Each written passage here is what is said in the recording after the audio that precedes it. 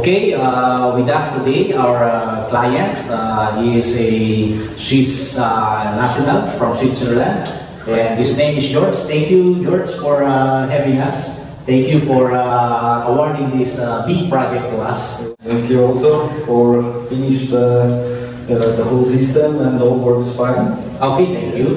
Yeah. Yes, I search again on the internet or over Google, then I see SolarAnds also. And then, yeah, I write you. I see you really work fast and also correctly.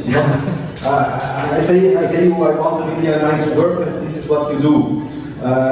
It starts with the wires to make your double wire. Yeah, yeah, you see also the components inside, they are really not the cheapest one. Yeah. This is for me, it's really important. This is also for how long. Yeah, it's quality materials that we use here.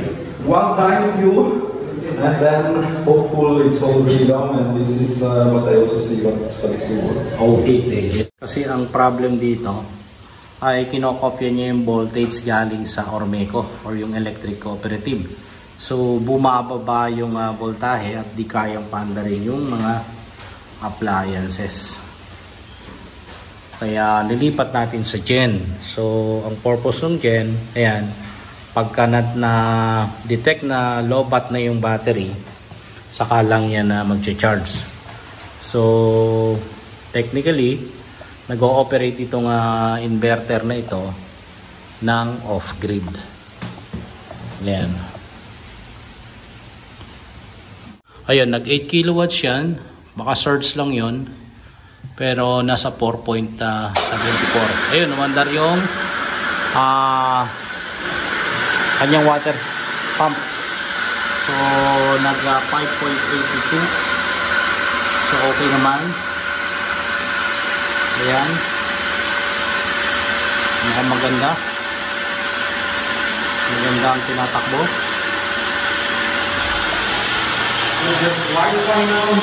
And 9.49, that means 18 kilowatts. Okay, so I this want one more. So 8.47, 9.73. Tingnan natin kung iinit yung wire natin. Mukhang wala namang init. Sa battery, sa breaker 9.17, ano? Walang init. Oh, yung ating mga bus bars. Ano yun? Ayan, walang init. Ayan, oh. So mukhang maganda. At magtutuloy-tuloy ito. Oh, nag 10.82, 8.5. Ayan. Oh, 12. 12. So, ayun, nagpapaandar na siya ng malalaki. So, naka-off grid lang ngayon. 3.2. Ayan, 2.30 pa rin, eh. Tumataas yun, tumaas ulit. Makaabot ng 10 yan. 8. Tumaas.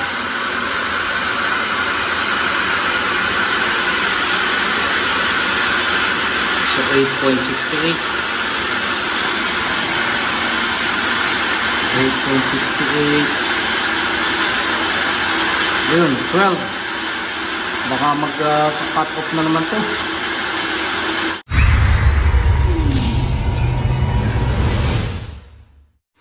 So ayun mga ka-solar, nag-load test na kami kanina at mataas yung load na ginawa. As mentioned, ay itong setup na to off-grid na. Dahil nga ito ang situation niya, naka-off yan, at kung makikita ninyo, nilipat natin yung grid connection sa generator. Ang reason, kasi masyadong mababa yung supply na nanggagaling sa Ormeco or electric cooperative. At pagka nakakonect yan sa grid, yung output nitong ating load side ay nakokopya niya yung output nito. So since mababa yung output ng grid side, hindi kayang paandarin yung mga appliances. Ibig sabihin doon, yung low voltage AC or alternating current, pag bumaba ng bumaba, nagkakaroon ng error. So nagpa-parallel stop. At ang naging remedy is ilipat ito rito para yung synchronization ng voltage na nanggagaling sa Ormeco ay ma-avoid. So ang purpose na lang nito ngayon, yung galing sa Ormeco, ay i-charge yung mga batteries using gen. So wala naman na tayong ginalaw dito. Battery, ayan, pag na-reach na yung 21% na state of charge, ay mag-charge na yan galing dito. If in case lang na malobat, umabot sa low voltage status ang ating battery.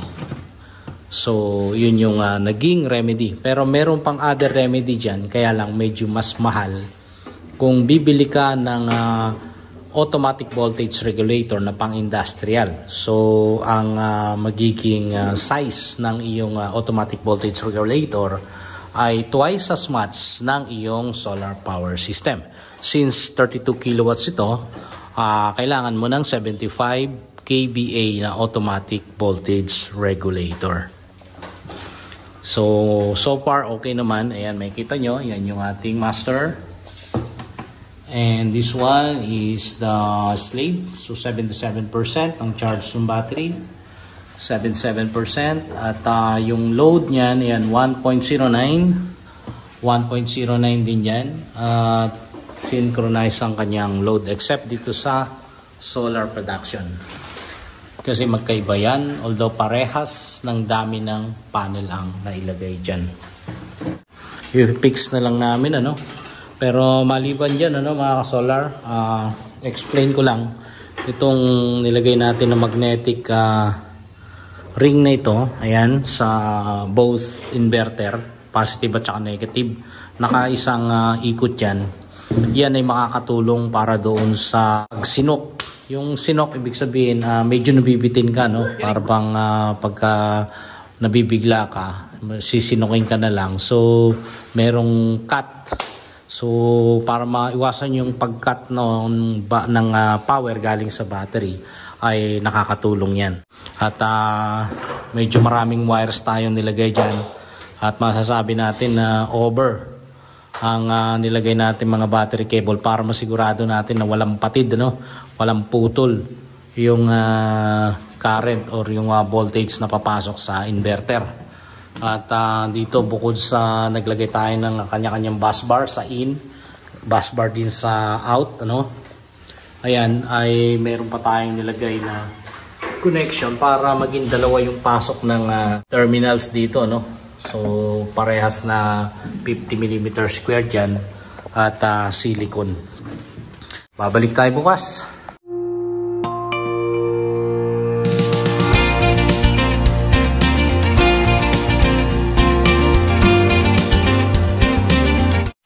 Okay mga ka-solar, ayan, completely finished na tayo. At paggabi, nag-dry run.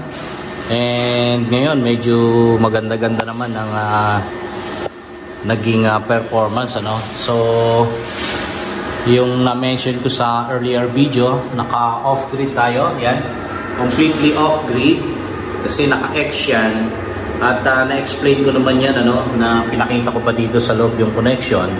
And instead of connecting to the grid, diniretso ko na lang sa terminal ng generator or genport para hindi niya ma-detect yung voltage coming from Ormeco or yung distribution utility at nang maiwasan yung pag-error, So nagpo-fault kasi pagka less than 160 volts AC. So nagkaka-problema, kaya ginawa natin ng solution. So ito, nakikita nyo yung magnetic ring, na mention ko na rin yan, na kailangan yan para dun sa sinok-sinok na sinasabi natin, para tuloy-tuloy yung power. If in case medyo mabitin, malaki ang tulong niyan. So, yan ang ating setup. At tatanungin natin ang ating client, yung kanyang reaction at paano niya tayo nakita, para ma-set up itong ating system. So, yan yung main breaker nila. Ito, sila nang naglagay niyan. So, kung mapapansin niyo mga ka-solar, wala tayong isolation ng load side. Okay? Yung mga circuit breaker, para sa mga selected load. Kasi, sabi ko nga, yan ay naka-off grid.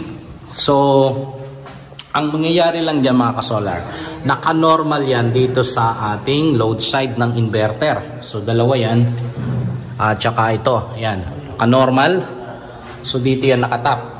So, kung mag-brown out man, hindi na kailangan lumipat yan dito kasi yan ang normal niya. Ngayon, kung mayroon tayong gagawin dito sa inverter na to, pwede nating patayin itong load side na dalawa kasi magkabila yan, dalawang inverter yan, at lilipat yan dito. So, Ormeco ang magpapaandar ng system nila sa loob ng bahay at yan ay tutuloy nga yan dito.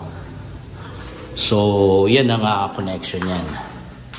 At bago natin napaandar ito, malaking challenge ang nangyari. Marami tayong modification na ginawa.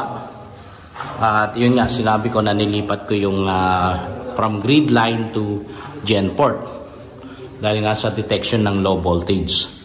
So, maraming remedy tayong sinubukan dyan. At at last, okay na tayo. So, dun sa stress test na ginawa kahapon, umabot ng yung combined nasa 25 kilowatts, almost 25 kilowatts, both inverters, so meaning 12.4 each inverters, ang naging output, So, yun yung nakikita natin dito. So, pinandar niya yung mga appliances niya. At tatlong water heater ang nakalagay doon at tatlong aircon. Malalaki din yung aircon niya. So, kinaya ng inverter. At sinubukan overnight, So, naging maganda yung dry run. So, ngayon ay tapos na tayo. So, big sabihin, pag tapos na, ay tapos na yung physical installation. Pero yung sa monitoring natin online, ay tuloy-tuloy pa rin yan. So, yun at interview natin yung ating client. Okay, with us today, our client, he is a Swiss national from Switzerland, and his name is George. Thank you, George, for having us. Thank you for awarding this big project to us. You're welcome. Thank you very much. Thank you also for finish the whole system and all works fine. Okay, thank you. Yeah. So first, I want to ask, how did you find the SolarEdge? First, I checked around our area here in Puerto Galera, what we have for options. Okay. And I see on Facebook, I see somebody were made here, local solar systems. Yeah. Then I write them. Then I ask, can you check everything? Meaning you ask them through Messenger to come over. Yes, correct. And make an ocular inspection. I was not here. I was in Switzerland. So this is the sister from my wife. I made it with them, and then I checked other offers. Yeah. Then I search again on the internet or Google. Then I see SolarEdge also. And then, I write you, right? Yeah. And we made the exchange of messages. Our location is in Manila, it's in Quezon City actually. I see you make many projects. I also check your videos on YouTube, right? Okay. And then I think, yes, you are a good man. Thank you. You make many projects, so I think, you also have interest on doing a big project like that. When did you start learning this solar power system? It's actually another complicated setup because it's a hybrid. When did you learn a hybrid solar power system? I have at home in Switzerland. I have already a solar system. Oh, what was that? Is it an on-grid or? It's an on-grid system, but without battery. Yeah. So, and here, of course, in Philippines, there's much more sun, and we have here really the problem with under voltage with under voltage with local electric Yes, correctly. We also talk with them many, and they say we must have our own transformer for all the appliances works correctly. Yeah.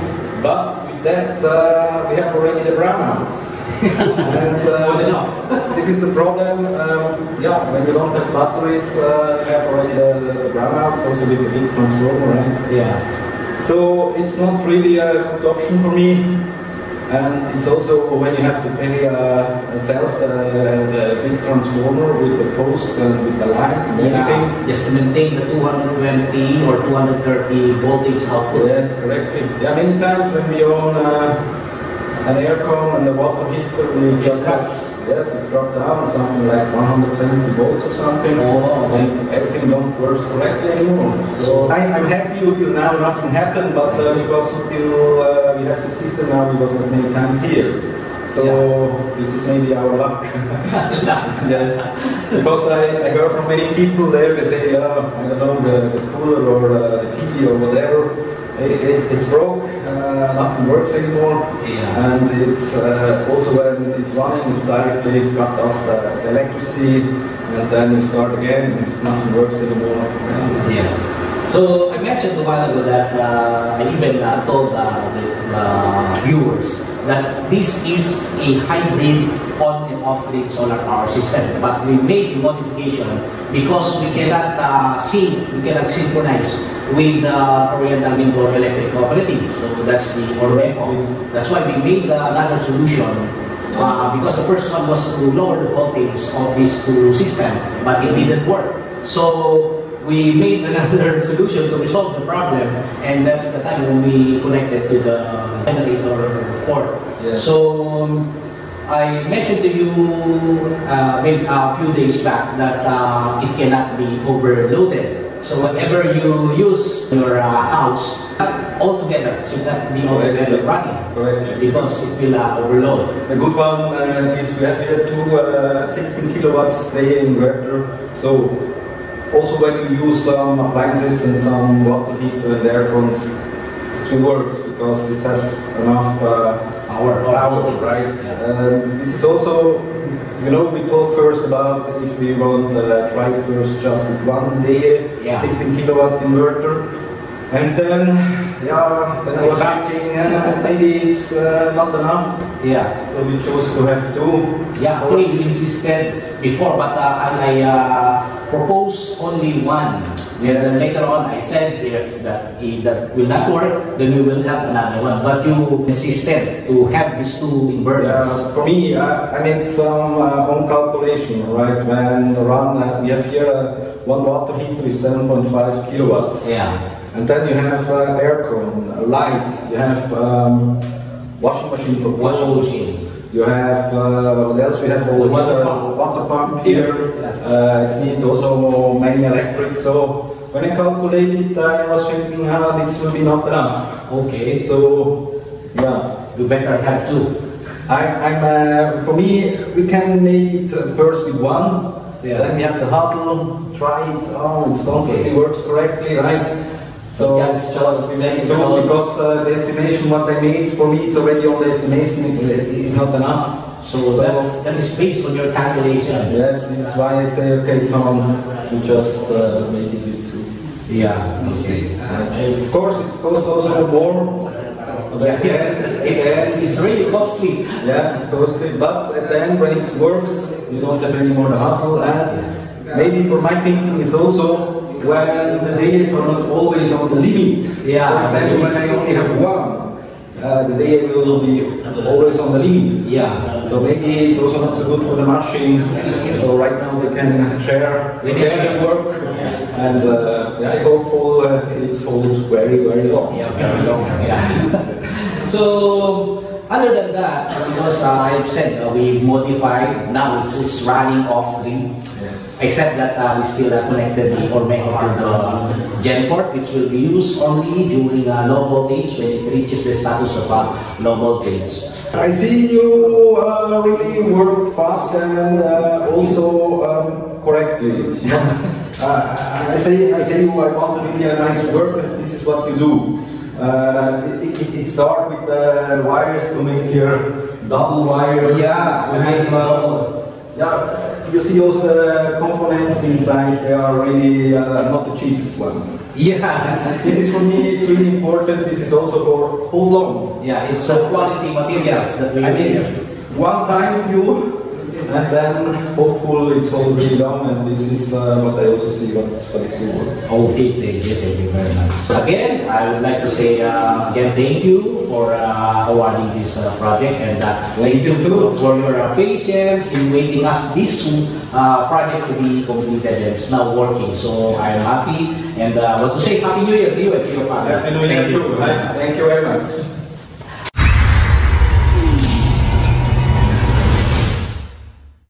So ayun mga ka-solar, ayan at tayo natapos na nga. Narinig naman ninyo yung reaction ng ating client. So kami ay babalik na sa Quezon City, at dun sa mga gustong magpa-install ay i-contact nyo lang ako kung malayo man ang lugar nyo. Usually ang mga ini-install namin pag malalayong lugar ay malalaking setup na rin. So ayun mga ka-solar, maraming salamat sa panonood. At usap tayo sa susunod na video. Muli ang inyong ka-solar, si Solarens.